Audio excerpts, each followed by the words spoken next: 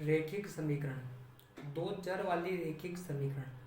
आज अपन दो चर वाली रेखिक समीकरण के बारे में पढ़ेंगे और रेखिक समीकरण का व्यापक रूप और फिर संगत हल, असंगत हल, अनंत अनेक हल, इस टाइप के हल को भी अपन समझेंगे। तो चलो शुरू करते हैं आज की क्लास। दो चर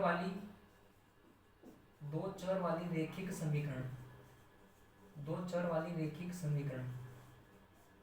अच्छा, दो चर वाली रेखिक समीकरण को समझने के लिए पहले अपने को समीकरण की जानकारी होना चाहिए। समीकरण चलो इसको अपन शॉर्ट में समझ रहे हैं। समीकरण उसे कहेंगे जिसमें बराबर का चिन्ह होता है, जिसमें बराबर का चिन्ह होता है उसको अपन समीकरण कहेंगे। अब अपन समझेंगे रेखिक समीकरण। रेखिक समीकरण वह समीकरण जिसमें चर राशि की घात एक हो। चर राशि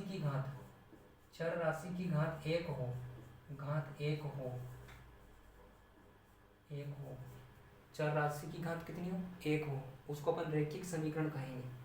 लेकिन दो चर वाली समीकरण किसे कहेंगे? दो चर वाली। तो दो चर वाली का मतलब इसमें दो चर होंगे, दो चर रहेंगे x और y, तो इसको हम दो चर वाली समीकरण बोलेंगे। लेकिन दो चर वाली रेखिक समीकरण कब बोलेंगे? दो चर वाली रेखिक समीकरण, तो चर तो दो ही रहेंगे पर इनकी पावर वन रहेगी। क्यों रहेगी? क्योंकि रेखिक का नाम आ गया है। तो आप ध्यान देना है कि जब भी रेखिक समीकरण की चर्चा होगी तो वहाँ पे घात ऑलरेडी वन होगी। घात कितनी होगी? ऑलरेडी वन, क्योंकि घात वन होगी तभी रेखिक समीकरण बनेगी। अब आपको एक बात समझाते हैं, अगर वर्ग समीकरण अपन पढ़ेंगे ना अगली यूनिट में, तो वहाँ पर घात दो चलेगी, चर राशि की अधिकतम घात दो चलेगी, उसको क्या बोलेंगे? वर्ग समीकरण। लेकिन अभी अपन रेखिक समीकरण को समझ रहे हैं। तो चलो इतनी चीजें आपको समझ में आ गई। समीकरण में बराबर का चिन्ह होता है, रेखिक समीकरण अधिकतम घात वन होती है, और दो चर वाली दो चर रहेंगे, लेकिन रेखिक है तो घात कितनी रहेगी? वन रहेगी। चलो अब अपन लिखेंगे दो चर वाली समीकरण का व्यापक रूप। दो चर वाली समीकरण का व्यापक रूप, तो दो चर वाली समीकरण का व्यापक रूप क्या होता है? अपन इस पाठ का नाम यही है, दो चर वाली रेखिक समीकरण। दो चर वाली रेखिक समीकरण का व्यापक रूप a1x plus b1y plus c1 बराबर 0, a2x plus b2y plus c2 equal to 0। तो डियर स्टूडेंट, ये दो चर वाली रेखिक समीकरण का व्यापक रूप है। दो चर वाली, आपको इसमें दो चर दिख रहे हैं अंग्रेजी के, x और y, और उनकी पावर वन है। किसी भी संख्या की पावर कुछ नहीं तो वन होती है, तो ये दो चर वाली रेखिक समीकरण का व्यापक रूप है। और समीकरण इसलिए बराबर का चिन्ह तो रहेगा। चलो इसको नोट कीजिए।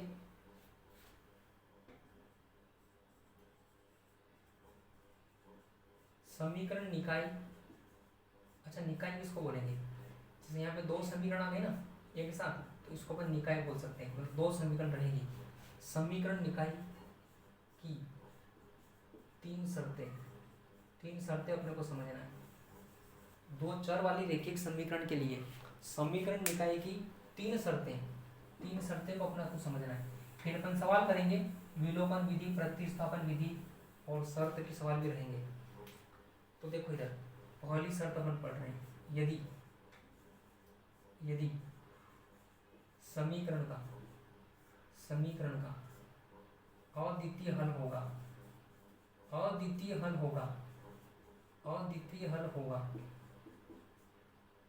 चलो अपने को समझना है कि समीकरण का अद्वितीय हल कब होगा?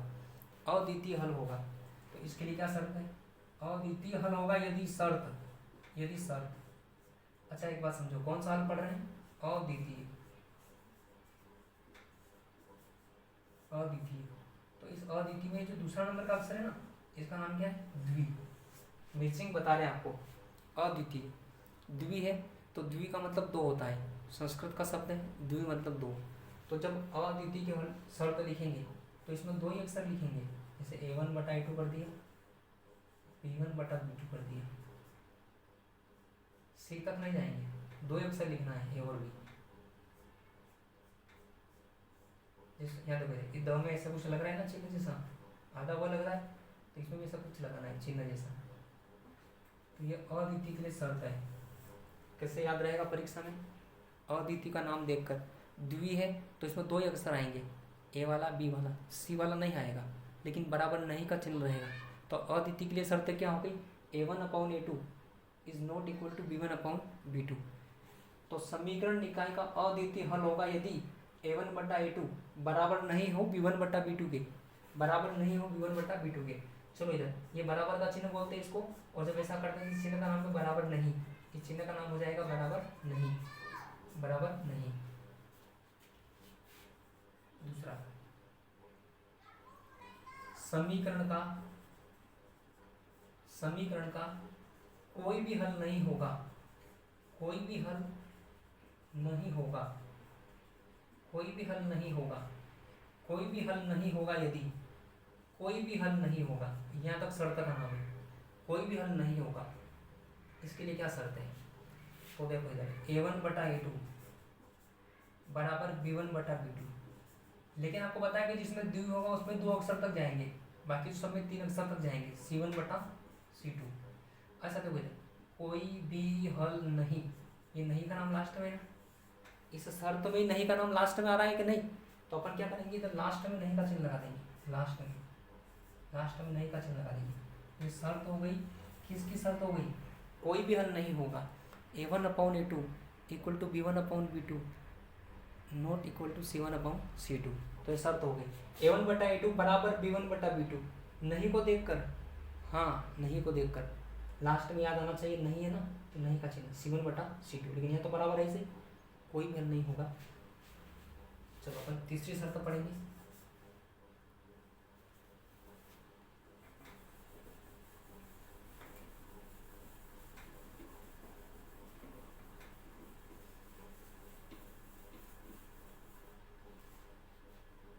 सांवरे रसिया से अपनी पुरानी यारी। समीकरण के अनंत अनेक हल होंगे, अनंत अनेक हल होंगे, अनंत अनेक हल होंगे यदि, इसके लिए क्या शर्तें पढ़ना है। अच्छा ये अनंत अनेक हल होंगे लिख रखा है ना, तो परीक्षा में कभी कभी अनेक भी पूछ लेते हैं, अनंत नहीं आए तो कोई बात नहीं, दोनों एक ही नाम है।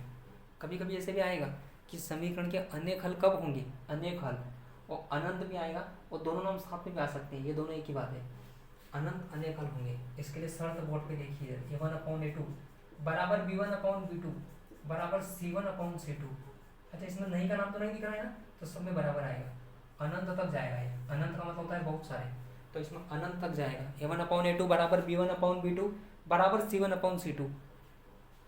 लेकिन 2 अक्षर किस में आएंगे, अद्वितीय हल में, जिसमें नाम ही है ना द्वि अद्वितीय, तो उसमें 2 ही आएंगे।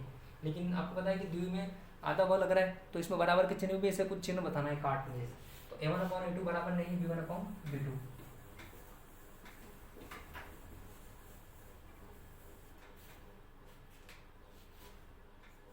चलो इधर आप देखो, इधर अद्वितीय शर्त के नाम क्या क्या है, अद्वितीय, कोई भी हल नहीं। अगर आपको वीडियो समझ में आ रहा हो ना, इसको रोक रोक कर देखना है, जैसे वीडियो रोक दिया फिर कापी पर शर्त लिखी है फिर आगे बढ़ाइए, तो इससे आपको भी याद रहेगा। कोई भी हल नहीं, अनंत अनेक हल, अनंत अनेक हल। देखो इसमें 2 ही अक्षर लेना है,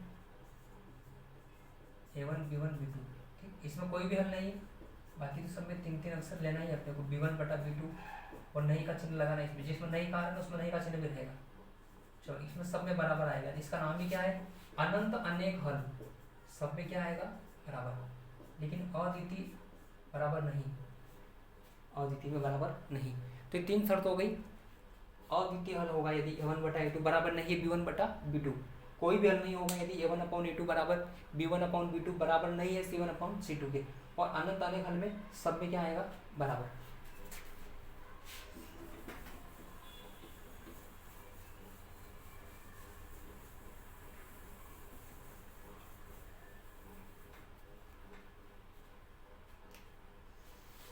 रेखाएं, रेखाएं देखो इधर, मान लिया कि बोर्ड पे आपको एक रेखा AB दिख रही है, AB रेखा है और एक CD रेखा है, ये 2 रेखा दिख रही है, 2 रेखा दिख रही है AB और CD, ये दोनों रेखाएं समांतर कब फैलाई, मान लिया कि इस रेखा को इधर आगे बढ़ाएंगे, इसको भी इधर आगे बढ़ाएंगे, तो ये आपस में नहीं टकराएगी। आपको ऐसा दिख रहा होगा कि इनको आगे बढ़ाने पर आपस में नहीं टकराएगी। इसको पीछे भी बढ़ा के देख सकते हैं, आपस में नहीं टकराएगी। अच्छा, इनको बढ़ाते हैं इसलिए तो तीर होते हैं। अच्छा, जैसे मान लिया यहाँ की डिस्टेंस 2 मीटर या 2 सेंटीमीटर है, तो सब दूर 2 ही रहेगी, सब दूर 2 ही आएगी, मतलब आपस में नहीं मिलेगी, तो इन्हीं को अपन समांतर रेखा बोलते हैं। लेकिन अगर कोई 2 ऐसी रेखाएं, 2 ऐसी रेखाएं, यहाँ देखो ये कोई 2 रेखाएं, अगर इनको अपन आपस में आगे बढ़ाएंगे, ये तो इस लेवल से आगे बढ़ेगी और ये इस लेवल से आगे बढ़ेगी, तो ये टकरा गई, ये टकरा जाएगी, ये टकरा गई तो इसको बोलेंगे प्रतिच्छेदी रेखाएं। क्या बोलेंगे डियर स्टूडेंट? प्रतिच्छेदी रेखाएं, प्रतिच्छेदी रेखाएं। लेकिन समांतर रेखा किनको बोलेंगे? जो आपस में नहीं टकराती है, समांतर रेखाएं।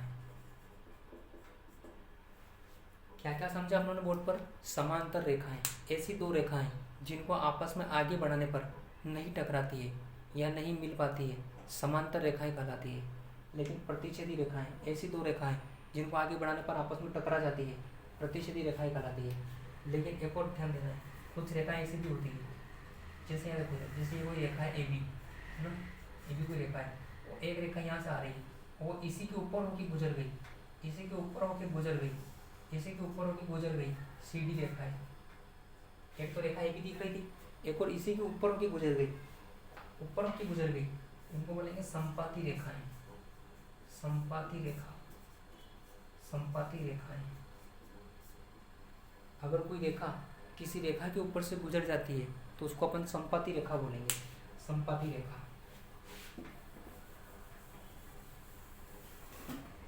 उसको क्या बोलेंगे? संपाती रेखाएं, संपाती रेखाएं। तो 3 टाइप की रेखाएं अपने पढ़ी अभी। कौन कौन सी रेखाएं पढ़ी? समांतर, प्रतिच्छेदी और संपाती। चलो एक नजर इन पर डाल देते हैं। समांतर रेखाएं, समांतर रेखाएं, अभी आपको बताया मैंने चित्र से, ऐसी रेखाएं जो एक दूसरे से नहीं टकराती है, समांतर रेखाएं कहलाती है। प्रतिच्छेदी रेखाएं, प्रतिच्छेदी रेखाएं, ऐसी रेखाएं जो एक दूसरे को काटती हुई चली जाती है। आपको दिख रहा है कि दोनों एक दूसरे को काट रही है, तो इनको प्रतिच्छेदी रेखाएं बोलेंगे। अब देखो इधर संपाती रेखाएं, संपाती रेखाएं, संपाती रेखाएं, ऐसी रेखा जिसके ऊपर कोई एक और रेखा गुजर गई, उसी के ऊपर से होकर गुजर गई, उसको बोलेंगे अपन संपाती रेखाएं। जैसे ये AB है और एक CD है, इनको क्या बोलेंगे? संपाती रेखाएं। अब यहाँ देखो इधर, रेखाएं समांतर हो, रेखाएं प्रतिच्छेदी हो, रेखाएं प्रतिच्छेदी हो। नंबर 2, रेखाएं समांतर हो, रेखाएं समांतर हो। बहुत कुछ समझ में आएगा आपको, पूरा वीडियो देखिएगा, पूरा वीडियो देखिएगा तब समझ में आएगा। रेखाएं समांतर हो, रेखाएं संपाती हो, रेखाएं संपाती हो। देखो इधर, ये भी अपन ऊपर 3 टाइप की रेखा पड़ी है ना, तो कभी कभी ऐसा दे देगा क्वेश्चन में 10th की एग्जाम में कि रेखाएं प्रतिच्छेदी होगी तो कौन सा हल होगा, संपाती होगी तो कौन सा हल होगा, समांतर होगी तो कौन सा हल होगा। चलो अब यहाँ देखो, प्रतिच्छेदी हो, रेखाएं प्रतिच्छेदी होगी, कौन सा हल होगा वो अपन इधर लिख रहे हैं, कौन सा हल होगा। अच्छा एक बात समझिए इधर, अगर रेखाएं प्रतिच्छेदी होगी तो इस प्रतिच्छेदी में द दिख रहा है, द दिख रहा है कि नहीं, प्रतिच्छेदी में दी दिख रहा है, तो आपको ध्यान देना है कि अगर रेखाएं प्रतिच्छेदी होगी तो हल होगा जिसमें दी आएगा, जिसमें दी नाम भी आएगा, अद्वितीय, अद्वितीय हल होगा। कैसे याद रहेगा परीक्षा में? मैचिंग क्या बताइए आपको, दी वाले में हल का नाम दी जैसा आएगा, अद्वितीय होगा, समांतर हो, रेखाएं क्या है? समांतर हो। अच्छा, समांतर रेखा किनको बोलते हैं? इनको बोलेंगे कि आपस में कभी नहीं मिलती है। अगर रेखाएं समांतर होगी तो वो कभी नहीं मिलेगी, मतलब अपन बोल सकते हैं कि जो रेखाएं समांतर होती है ना वो कभी नहीं मिलती है, नहीं मिलती है, नहीं, कोई हल नहीं होगा। कैसे याद रहेगा मैचिंग? समांतर कभी नहीं मिलती है, तो जब रेखाएं समांतर आ जाएगी तो नहीं मिलती है, तो इसमें नहीं का नाम भी आएगा, है ना, अपने दिमाग में ऐसा आ जाएगा। अच्छा, रेखा समपाती होगी, साथ में चलेगी, तो ये अनंत अनंत तक चली जाएगी, अनंत अनंत अनेक हल होंगे, अनंत अनेक हल होंगे। अच्छा, बेसिकली ये दी वाले की मैचिंग हो गई, नहीं वाले की मैचिंग हो गई, ये तो आपको पता है कि इसमें ये नाम आएगा। चलो इसका नोट कीजिए।